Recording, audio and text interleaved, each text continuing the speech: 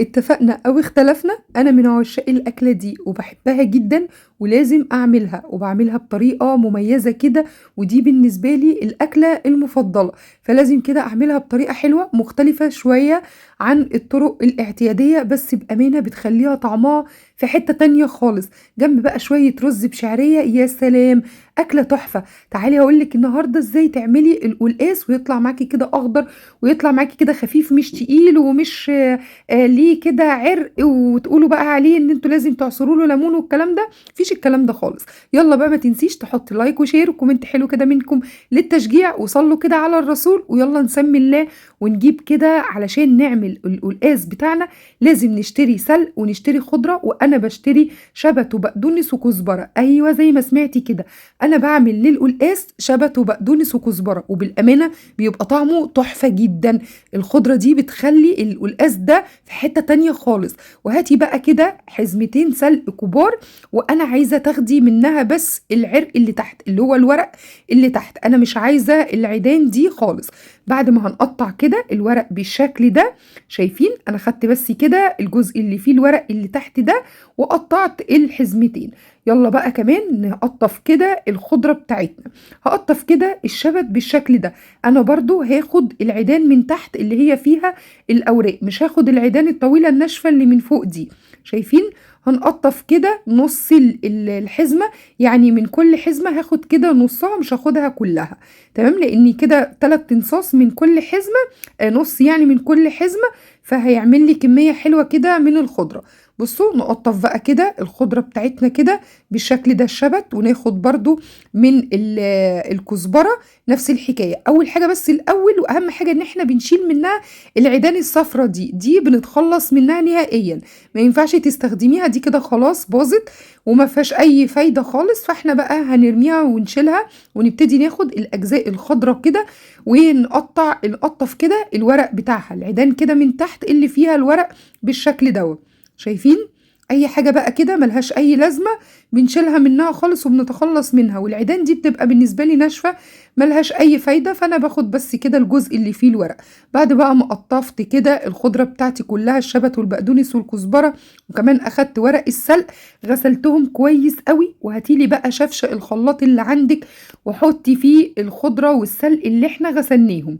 بُصّي هاحط بقى كده كل الخضرة والسلق بتاعي في الشفشق الخلاط، وممكن تستخدمي كمان هاند بلندر اللي عندِك تقدري تستخدميه. تعالي بقى نحط بقى التركاية القمر بقى اللي هتخلّي لِك طبق القلقاس ده طعمه رهيب، هتعشقيه من بعد الوصفة دي.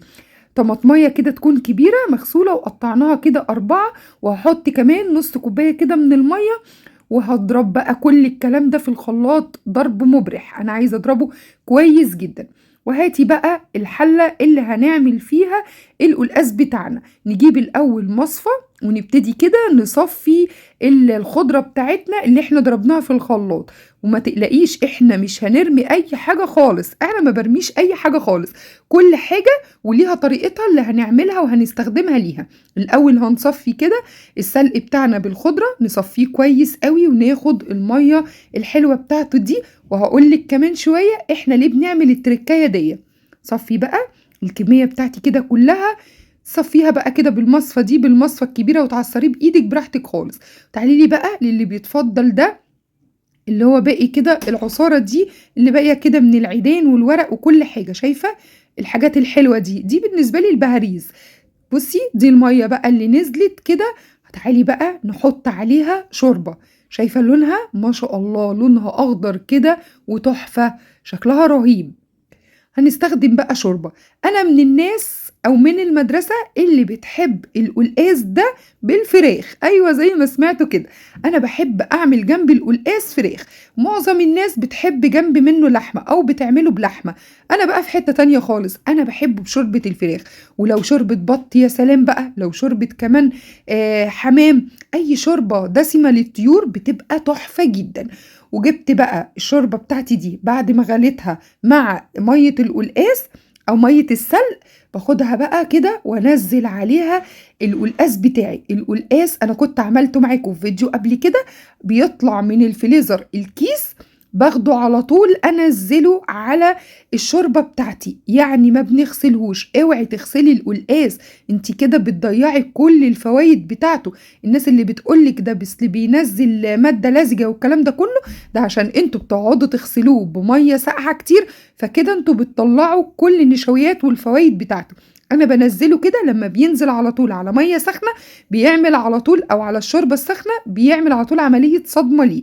ناخده بقى كده يغلي، وبعد كده ناخد بقى شوية بقى البهاريز اللي طلعوا في قلب المصفى بتاعتنا اللي قُلت لكم إحنا ما بنرميش حاجة خالص، طاسة وفيها معلقة سمنة كده حلوة، ونشوّح بقى كل الكلام الجميل ده، وبعد كده ننزل عليه بفصين كده 3 من التوم الكبار المفرومين، أول لمّا ياخدوا اللون الحلو ننزل بقى على طول بالطشة القمر بتاعتنا دي، واتفرّجي لي بقى. بُصّي، شايفة لونه، شايفة كمان سمكه كده إزاي خفيف بقى مش تقيل ومنشّي ولا اضطرينا نعصر عليه ليمون ولا كل الكلام اللي بنسمعه ده خالص، ونقلّبه بقى ونقدّمه واستمتعي بقى. طبعًا أنا حطيت له شوية ملح وشوية فلفل ومرقة كده مكعب ماجي، يعني نضبّط بس كده الشوربة، وأكتر من كده أنا مش محتاجة أي حاجة خالص غير شوية رُز بشعرية، واستمتعي بأحلى طبق قلقاس هتاكليه. شايفة القلقاس شكله عامل إزاي؟ بجد شكله تحفة جدًا.